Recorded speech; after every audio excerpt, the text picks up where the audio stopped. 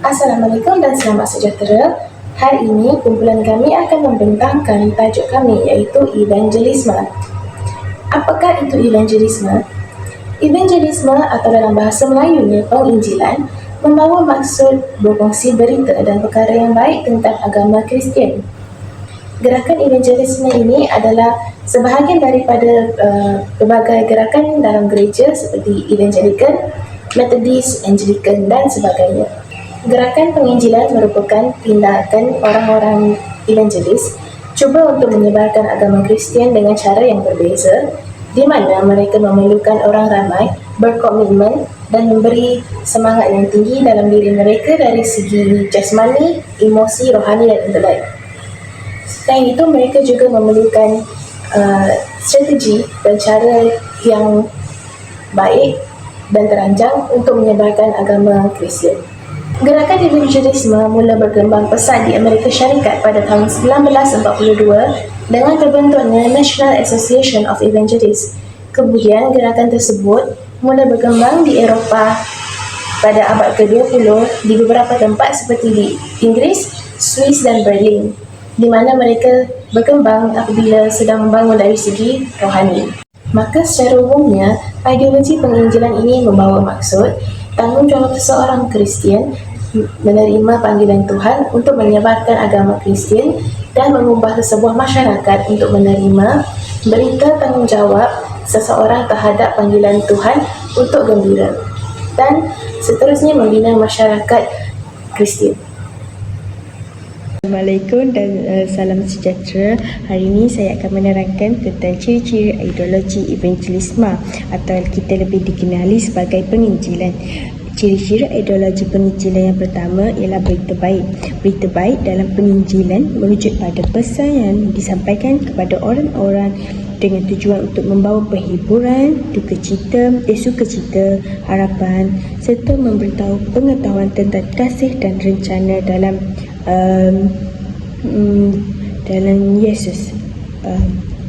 Berita baik ini mengandung kabar tentang keselamatan melalui Yesus Kristus dan cinta Allah yang tak terbatas bagi umat manusia.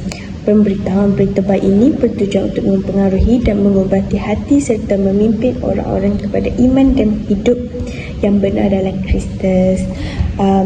Seperti yang kita tahu, keselamatan dan penembusan dosa ditekankan dalam pengisytiharan berita baik. Keselamatan merupakan anugerah Tuhan yang dapat diperoleh melalui iman. Dan berita baik juga menyampaikan idea bahawa orang boleh dibebaskan daripada dosa dan diperbetulkan oleh Tuhan. Okey, seterusnya kita beralih kepada ciri-ciri ideologi penginjilan yang kedua. Ciri-ciri ideologi penginjilan yang kedua ialah testimoni pribadi. Testimoni pribadi ni kita merujuk kepada pandangan dari individu yang mendalami tentang agama Kristian dan dia akan menerangkan kepada kita tentang impak positif atau negatif, yang mana testimoni pribadi ini menerangkan pengalaman pribadi individu terhadap bagaimana kepercayaan mereka telah mempengaruhi kehidupan mereka dan bagaimana dan mengalami perubahan yang menggalakkan dalam sikap, tingkah laku dan perspektif dalam kehidupan individu itu sendiri, dan bagaimana dia mengatasi ketagihan, mencari tujuan dan membina semula hidup. Okey, ciri-ciri ideologi penginjilan yang ketiga ialah sensitiviti budaya.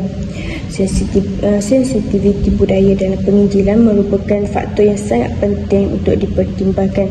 Hal ini demikian kerana dengan menyedari dan mengambil berat tentang persekitaran budaya dan dapat mengetahui dapat mendalami individu berbagai latar belakang memegang berbagai kepercayaan, nilai, adat resam dan tingkah laku. Seterusnya kita dapat menghormati tradisi dan adat serantau dengan mengiktiraf bahawa setiap budaya adalah berbeza apabila kita mendalami apabila kita mengetahui atau mendalami tentang penginjilan ini. Dan setiap individu dapat mengambil bahagian dalam adat sosial dan keagamaan. Hal ini dapat memupuk hubungan yang baik dan telus antara penginjil dan penduduk tempatan. Seterusnya, saya akan membentangkan mengenai impak penginjilan pada manusia. Pengalaman penginjilan boleh sangat berbeza bergantung pada beberapa faktor, termasuk teknik yang digunakan oleh mubalik, kepercayaan orang yang mereka jangkau dan konteks budaya di mana mereka berkongsi mesej mereka. Ini adalah beberapa hasil penginjilan yang mungkin ada pada orang. Manusia dipengaruhi oleh penginjilan dengan cara yang berbeza. Yang pertama merupakan transformasi rohani, di mana mendengar mesej penginjilan boleh mengubah dimensi rohani seseorang dengan ketara. Sesetengah individu mungkin merasakan tujuan yang lebih kukuh, ikatan yang lebih erat dengan kepercayaan agama dan pertumbuhan dalam iman mereka. Penginjilan ini bertujuan untuk mengukuhkan hubungan individu dengan agama yang melalui pengalaman mendalam dan ajaran dan prinsip. Dengan ajaran dan prinsip agama, transformasi rohani berlaku. Kemunculan proses ini selalunya nyata dalam pengalaman penukaran, iaitu apabila seseorang secara sedar memilih untuk mengikuti prinsip rohani tertentu, memeluk kepercayaan baru ataupun menerima tradisi agama yang tertentu. Sebagai contoh, Sarah, seorang wanita muda yang berusia pertengahan 20-an, meneruskan perjalanan mereka mencari kehidupan dan iman. Walaupun dibesarkan dalam persekitaran tanpa pegangan agama, dia secara kebetulan bertemu dengan sekumpulan penginjil yang membicarakan iman secara terbuka di ruang awam. Sarah tertarik lalu memutuskan untuk menyertai mereka dan meneroka perspektif mereka. Melalui perbualan yang mendalam, dia tergerak oleh ajaran mereka tentang tujuan, cinta dan ketuhanan. Sarah mula membaca teks agama dan menghadiri mesyuarat untuk memahami lebih lanjut tentang ajaran agama rohani yang mereka kongsikan. Lama-kelamaan, Sarah mengalami perubahan rohani yang mendalam dan memutuskan untuk menerima kepercayaan baru, mencari tujuan, komuniti dan hubungan dengan sesuatu yang lebih hebat dalam hidupnya. Yang kedua merupakan pertukaran ataupun conversion.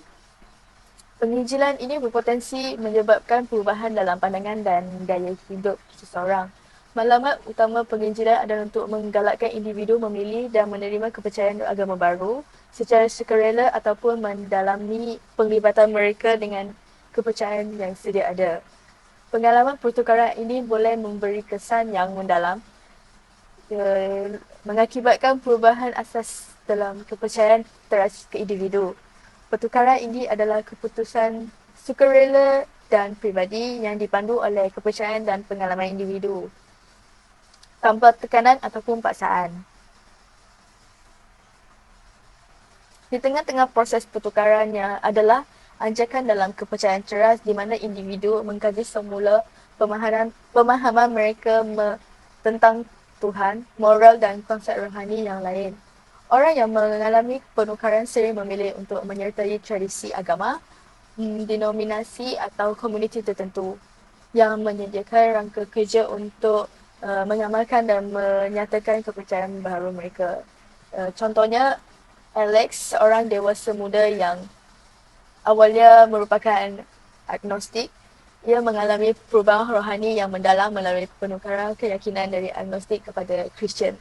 Meskipun dibesarkan tanpa afiliasi agama, dia tertarik pada ajaran penginjilan Kristian setelah menghadiri acara komuniti mereka. Melalui pembincangan dan kehadiran di beberapa perhimpunan, Alex merasa daya tarik ajaran kasih, pengampunan dan keselamatan Kristian. Akhirnya, setelah merenung, Alex membuat keputusan pribadi untuk memeluk agama Kristian. Dia menyatakan imannya melalui upacara pembaptisan dan digabung dengan komuniti Kristian tempatan untuk memperdalam hubungannya dengan kepercayaan barunya.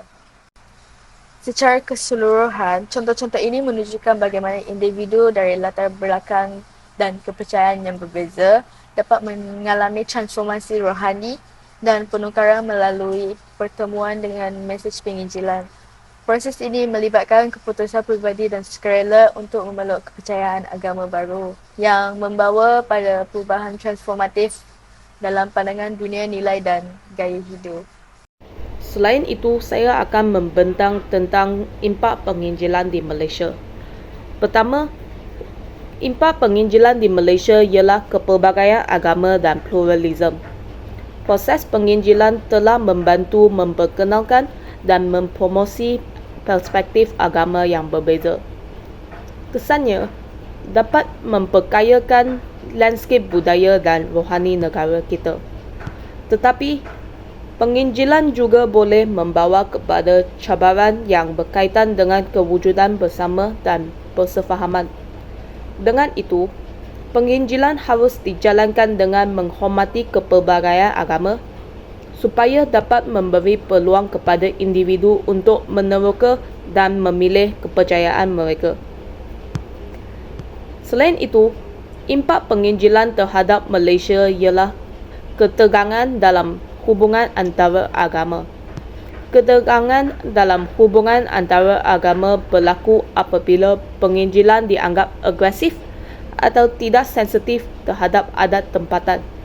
Sebagai contoh, Malaysia mempunyai sekatan undang-undang ke atas dakwa, terutamanya apabila ia melibatkan percubaan untuk menukar orang Islam kepada agama lain. Sekali kita akan beralih kepada kesimpulan bagi evangelism. Evangelism sebagai satu gerakan keagamaan yang dapat disimpulkan sebagai usaha aktif untuk menyebarkan ajaran agama, khususnya di dalam konteks agama Kristian. Tujuan evangelism ini adalah untuk mendorong orang ramai dalam mempercayai dan mengamalkan evangelism.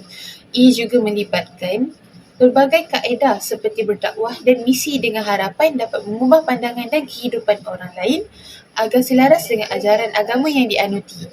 Secara keseluruhannya, evangelism ini berkesan dalam membina atas dasar kasih sayang, pemahaman dan keterbukaan untuk mendengar. Ia mengakui kepelbagaian pandangan dan kepercayaan dalam memupuk dialog seperti hormat menghormati yang di mana ia boleh membuka pintu kepada perkongsian yang lebih mendalam tentang nilai-nilai kepercayaan dalam evangelism ini.